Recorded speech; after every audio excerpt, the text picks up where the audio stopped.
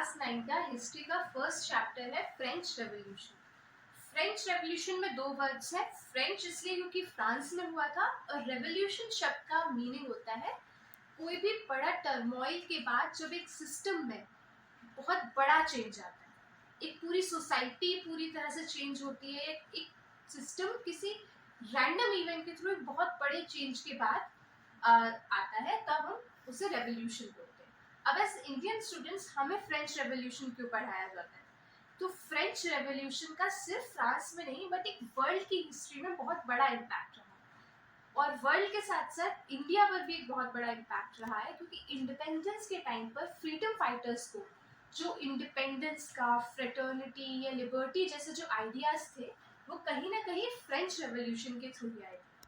अब जब हम एनसीईआरटी में पढ़ते हैं तो फ्रेंच रेवोल्यूशन को जब बताया जाता है, तो जब चैप्टर शुरू होता है एक स्टोरी के थ्रू चैप्टर शुरू होता है, और उसमें हम शुरू करते हैं एनसीईआरटी में कि 1789 में जो फ्रांस के पेरिस में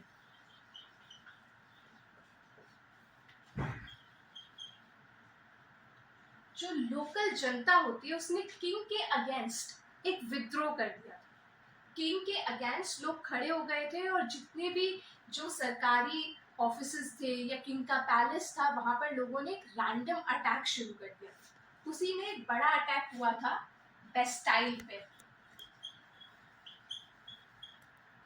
बेस्टाइल वहां की एक जेल थी, और लोकल जनता ने उस जेल में जाकर के कैदियों को रिहा कर दिया था। जितने भी कैदी वहां कैद थे सबको रिहा करवा दिया था, और ये सिंबलाइज कर रहा था इस बात को कि हम आपकी जो ऑटोनॉमी है, आपका जो जस्टिस सिस्टम है, जब हम मोनार्की में देखते हैं तो सारा जो जस्टिस का सिस्टम होता है, इकोनॉमिक सिस्टम होता है, जो भी डिसीजंस लिए जाते हैं वो सिर्फ किंग के द्वारा लिए जाते हैं, किंग अकेले वो डिसीजंस लेते हैं। तो जब बेस्टाइल पे अटैक हुआ और लोगों ने कैदियों को रिहा करवा दिया, तो लोगों ने सिंबल एक तरह से बात बताने की कोशिश करी कि हम आपके सिस्टम को, हम आपकी मोनार्की को, आपकी ऑटोनॉमी को हम नहीं मानते हैं। और इस जो उस दिन सडनली जो ब्रेकआउट हुआ था, सडनली जो एक अटैक हुआ था, उसका मेन रीजन क्या था? उसका मेन कॉज हम डिफाइन करते हैं एक र्यूमर को। क्या र्यूमर फैली थी लोगों में एक र्यूमर फैल गया था कि जो आर्मी है, किंग उस आर्मी के थ्रू अटैक करवाने वाला है लोकल जनता पे। तो लोगों ने सोचा कि जो किंग अटैक करवाने वाला है, उस अटैक से पहले ही हम अपना रिटालिएशन दिखा दें।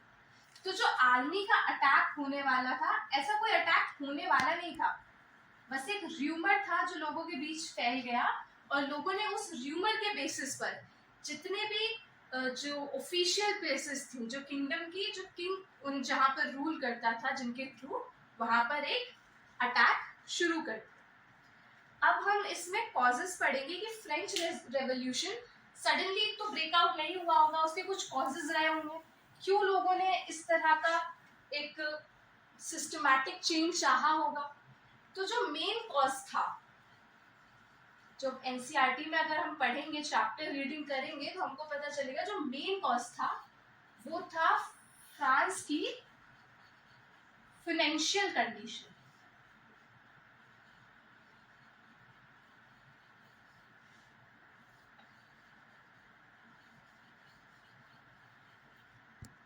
फाइनेंशियल होता है मनी से रिलेटेड, फाइनेंस।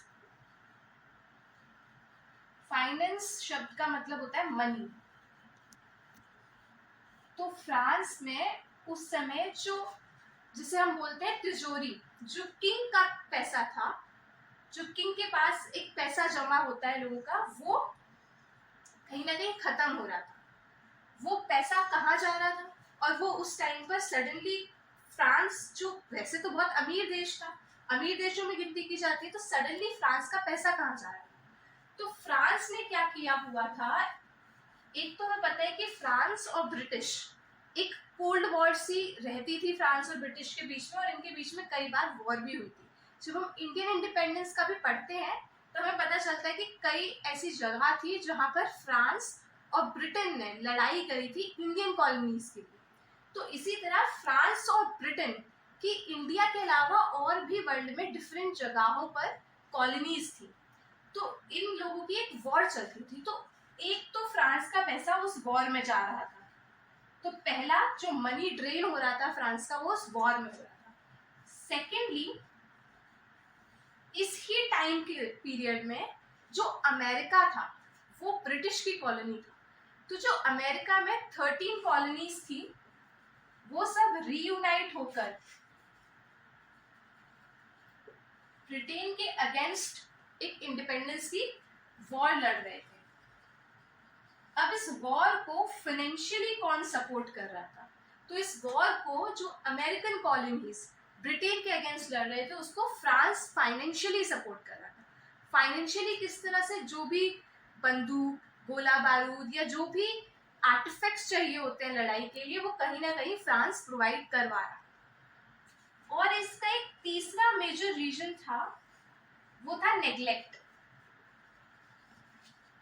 जो किंग और क्वीन थे उस टाइम पर, किंग कौन थे उस टाइम पर? लुई 16।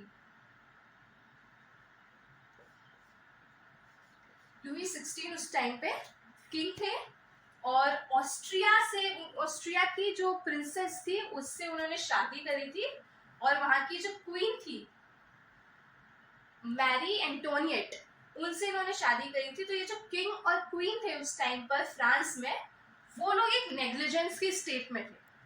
जब फ्रांस की इन दो रीजंस की वजह से एक अराउंड 2 बिलियन लिवरे क्या थी? फ्रांस की जो जिस तरह से अभी इंडिया में रुपए चलता है उसी टाइम पे फ्रांस की जो करेंसी थी वो थी लिवरे। तो अराउंड 2 बिलियन लिवरे का जो डेब्ट चढ़ चुका था फ्रांस पर, उससे डील करने के लिए इन्होंने क्या किया? जो लोकल जनता है उस पर तो टैक्सेस लगा दिए और खुद ये एक ऐशो आराम की जिंदगी जीने लगे। तो ये 3 मेन रीजंस हैं जिसमें हम इन दोनों रीजंस को इंक्लूड करेंगे, तो हमारे कॉजेज आ जाते हैं फाइनेंशियल कॉजेज फ्रेंच रेवोल्यूशन के। अब दूसरा मेजर कॉज क्या था? वो था फ्रांस का सोसाइटल स्ट्रक्चर। सोसाइटी का स्ट्रक्चर एक बहुत इंपॉर्टेंट रोल प्ले करता है किसी भी जगह का जब सिस्टम डिफाइन होता है। तो सोशल स्ट्रक्चर, सेकंड कॉज है हमारा सोशल स्ट्रक्चर।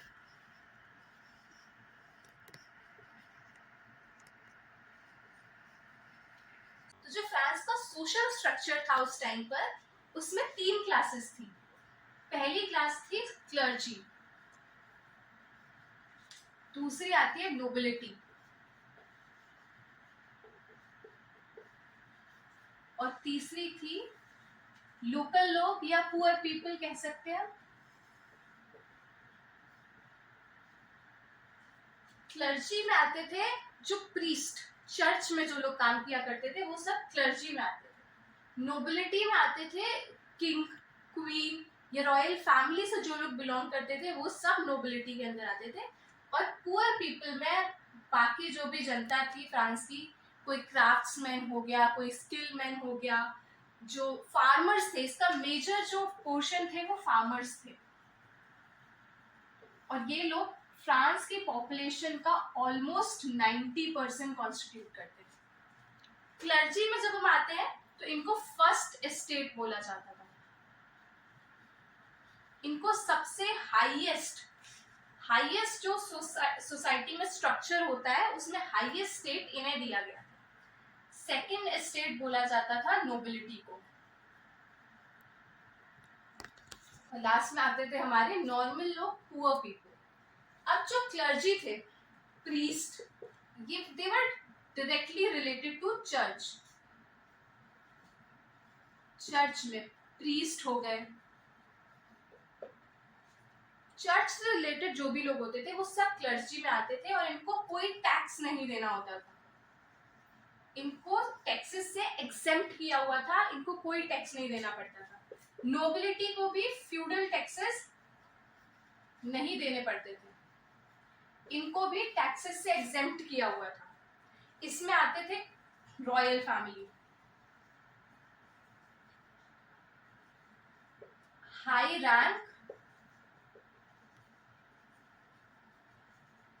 Army officers.